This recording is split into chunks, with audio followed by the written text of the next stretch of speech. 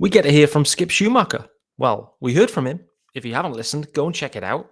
Miami Mic'd Up with Jeremy Taché. Check out that episode. Great to hear from Skip Schumaker. I want to dig into some of the reaction from the comments that were made. Plus, also, Lewin Diaz, no longer a Marlin. He was claimed by the Pittsburgh Pirates. Dig into that news as well on today's show. You are Locked On Marlins, your daily podcast on the Miami Marlins. Part of the Locked On Podcast Network, your team every day.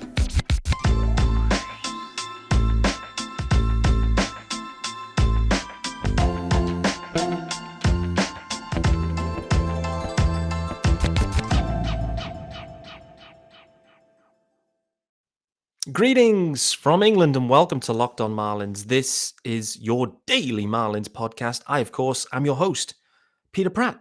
Hit me up on Twitter, of course, guys, at Miami Marlins _UK. If you are listening to the pod, hit subscribe and thanks for making Locked On Marlins your first listen of the day. Locked On Marlins is part of the Locked On Podcast Network. It's an absolute stunner of a network. Every team, every day. You've got it. If you are wondering about a YouTube show, yes, sir, there is one. Hit subscribe there also if you are watching. Firstly, greetings. Welcome to the living room. Secondly, yes, this is a new Gymshark jumper. What do you think of the shade? I think it's pretty nice. You can tell it's been my birthday. And thanks, everyone, yesterday. Had a lot of happy birthdays via Twitter. Thank you, everyone, for that. Had an absolutely stunning day. Went out clay pigeon shooting. What I realized, my wife, Tara, she can handle a rifle. She can handle a shotgun. For me, that was very worrying. Very worrying. I'll be on my best behavior now forever. Also, we had a stunning evening meal in with wine pairings, of course, some port at the end. You name it, we had it. It was wonderful. Entering into my 40th year, I've started strong. No doubt. No doubt. There is still Marlins news, guys. Even into the depths of November, there is still news dropping. Some items yesterday. Let's start there. Then I also want to dig into the Skip Schumaker conversation with Jeremy Taché on Miami Mic'd Up. Please go and listen to that. It is a wonderful episode and great to hear from Skip. We obviously heard from him the kind of presser day a few weeks back, but Jeremy is a wonderful interviewer and host, and we got to hear some different sides of Skip that was great to hear. So we'll dig into that in the second part of the show. The news that dropped yesterday, Lewin Diaz. Let's start there. Lewin Diaz was claimed by the Pittsburgh Pirates. He is no longer with the Miami Marlins. I think they were perhaps hoping he would clear waivers and perhaps would be optioned, but outrighted, I think is the correct term. He'd be outrighted to AAA. Wasn't to be. Lewin Diaz claimed the Pirates would be one of the highest priority waiver picks, so he didn't get that far down waivers till he was claimed. No surprise. Former top prospect, Gold Glove defense, struggled offensively. Power is real. Shift is gone. All of that points to Lewin Diaz, given the right situation, the right circumstance, having, well, a better year in 2023. I think the Pirates are a wonderful landing spot. I already talked about that a few weeks back. I did sense that Lewin Diaz would end up on the Pirates. However, not in this way. I assumed that the Marlins would swing a trade for Brian Reynolds. Lewin Diaz would be part of that package. He would fit that profile perfectly. Nevertheless, the Pirates get Lewin Diaz for free.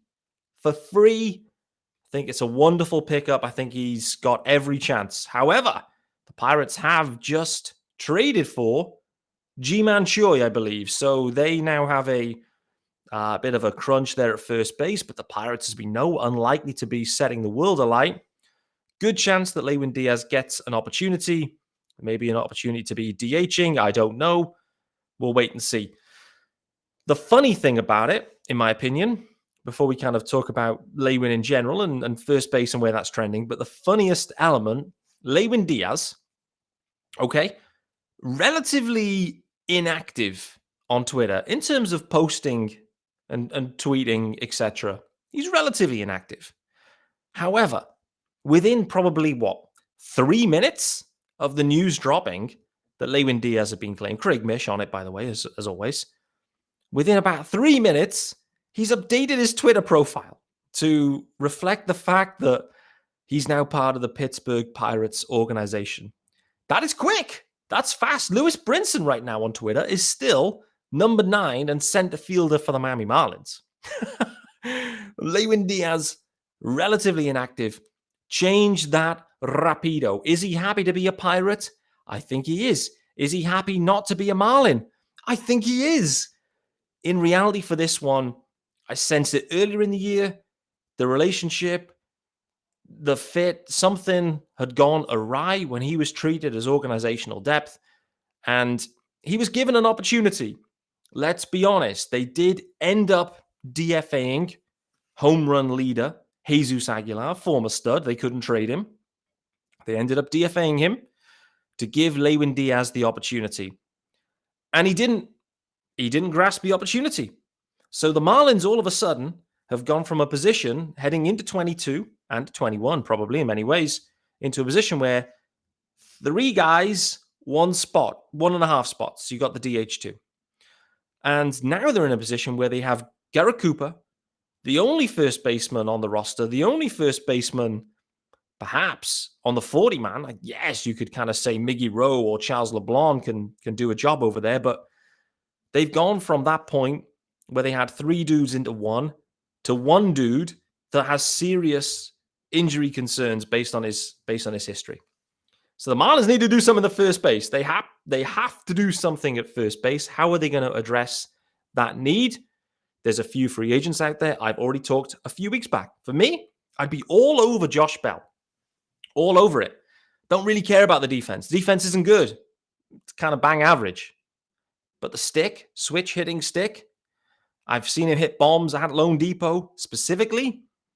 For me, Josh Bell makes sense. But many others will be thinking the same thing. How are the Marlins going to get at least a Garrett Cooper insurance policy? If not, a Garrett Cooper replacement. Let's not forget Cooper Loop, expiring deal. 1 year of control remains.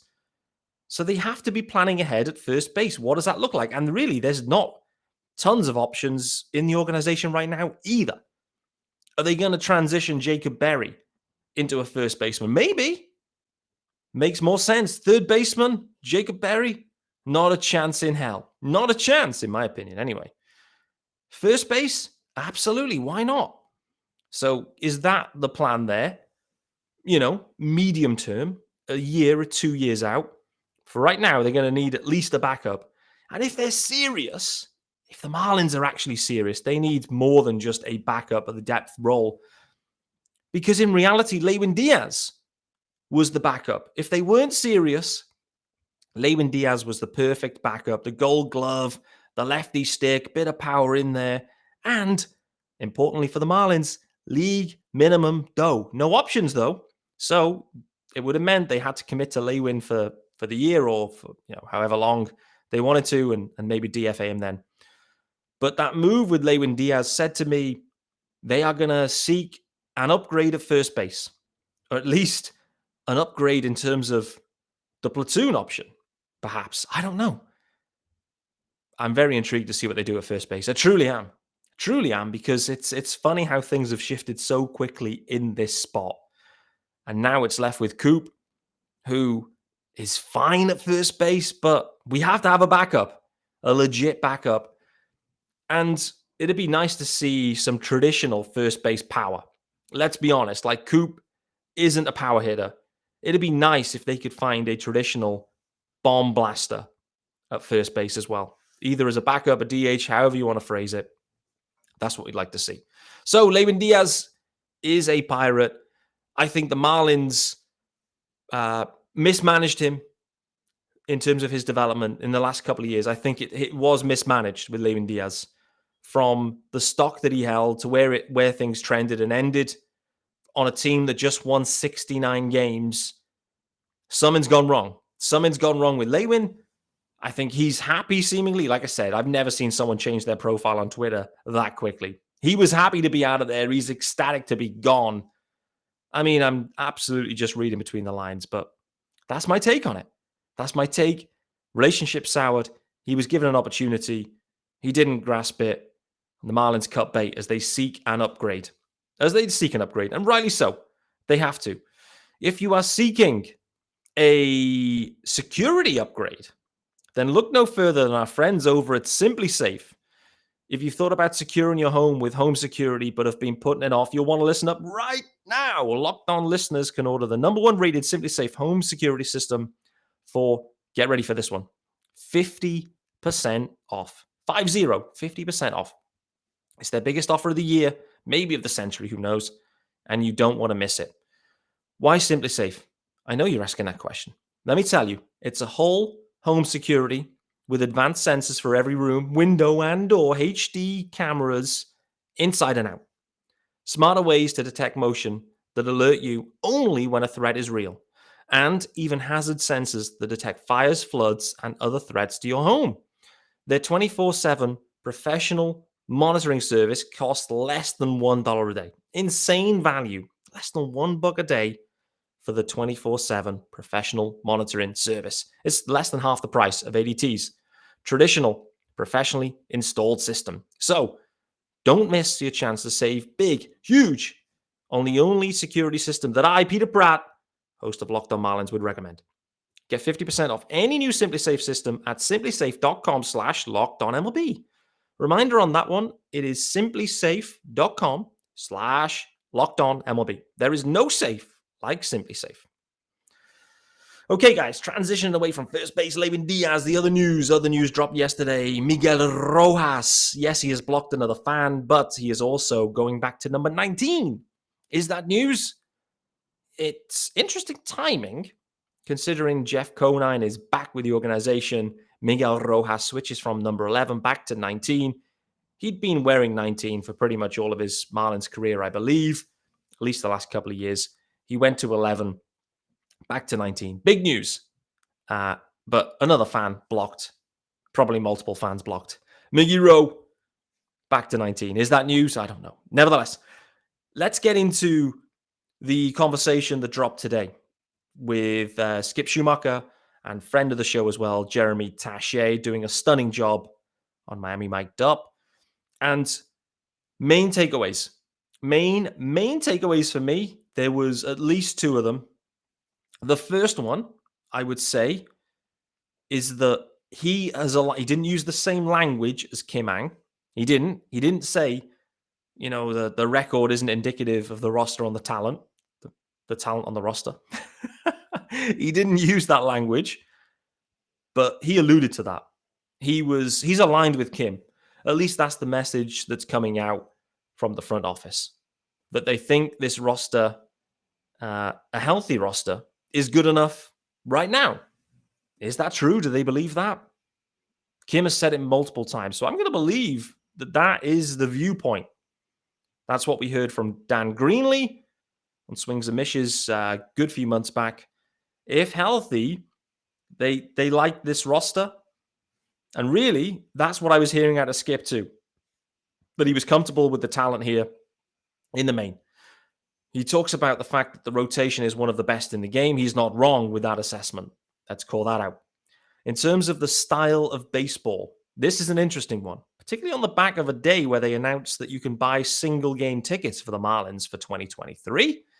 So as the sales and marketing ramps up, Skip Schumaker, what kind of baseball should we expect?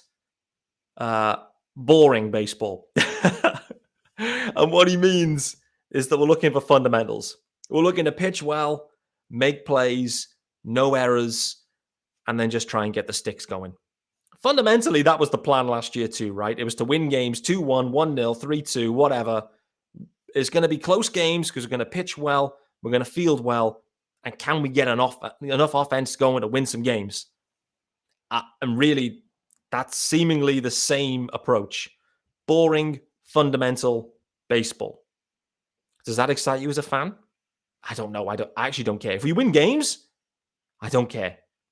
It's all about winning games. However, if you play that type of baseball and the offense is dead like it was last year, then listen, it isn't a lot of fun. The offense has got to be better. Skip knows it. Kim knows it.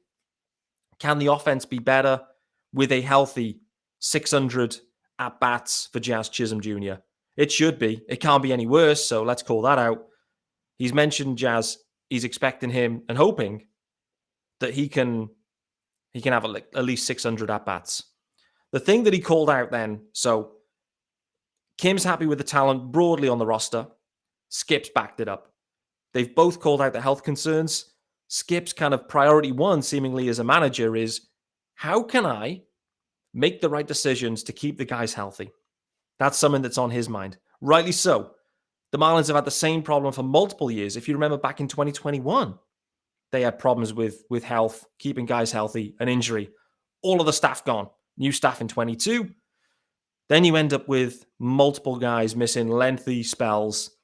Jazz and Soler effectively going down at the same time with back issues and never came back. Let's not forget as well, Jazz also tore his knee in spring. So are these freak injuries? Could they be avoided? I don't know. I'm not a medical professional. I'm not a doctor. Not a journalist either, by the way. But Skip is saying we're happy with the talent. We got to find a way to keep the guys healthy. If they're healthy, this team is better than average. What does that mean? That probably means more than 82 wins, 82 plus wins. I think that's what Jeff Conine's barometer is now. Now he's back with the club. Is that feasible? Is it realistic with this roster? I don't know. For me, it feels like they're still missing a piece or two. And for me, I'll just segue away from the conversation that Skip had today. If that is truly what they believe, where this roster is very close to competing already right now, if they can stay healthy, firstly, they need to plan for injuries in a more effective way and have better backups, let's say. Have guys that can step up and handle it when guys are missing. The other point, this is the main point, and I made it earlier on Twitter. If the Marlins truly believe that their window is open now with this current roster, then they need to go out there and they need to sign one of the legit studs right now offensively. They need to supplement the offense. They have to. And they should go out there right now and they should sign Carlos Correa. They should do it. If that's truly what they believe, that this roster is pretty much as constructed, ready to rock and roll, go out there and sign a stud. If it isn't to be Carlos Correa, go out there and sign Brandon Nimmo. Just go and do it. That's how to take the team to another level. They needed to get to another level because what we saw when the team was healthy, they were kind of a 500 club, is what we were seeing, flirting around there. Take it to another level. You have to be better than 500. It's going to take more wins than that. There's other clubs that are better than 500, and 500 doesn't get you in the postseason, which is what they're shooting for. So payroll is low in general anyway. They have moved on from Brian Anderson. They're not paying him. They moved on from another couple of dudes. Reinvest the dough. Go and get at least one stud. That's what I would do if they truly believe that. The other approach, the other school of thought is they need multiple upgrades and they need to go and make some trades, sign some free agents. I don't know.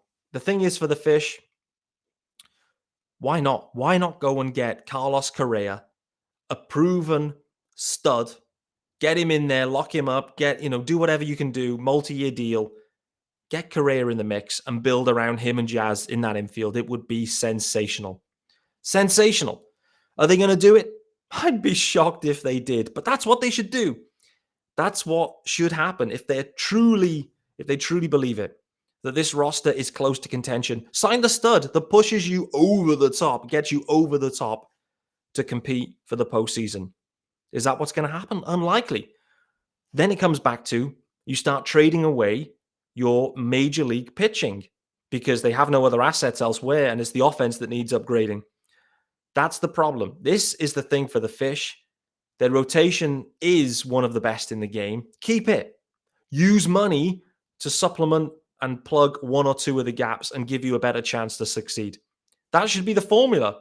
For the Marlins, though, it's unlikely it will be. Either trading from the major league pitching rotation, i.e. anyone but Sandy, to go away and get a center fielder or a shortstop, or trading away from the prospects that are coming up. That's going to hurt you down the line too. The 6-7 years of control that you get from them, if they are to be immense dudes, who knows who comes back in that. It's a very interesting piece. There's a few other notes and nuggets from the Skip Schumaker conversation. But before I do that, reminder, guys, this episode is also brought to you by our good friends over at BetOnline, betonline.net. It is and remains your number one source for sports betting info, stats, news, and analysis. Get the latest odds and trends for every professional and amateur league out there. Yes, from football, i.e.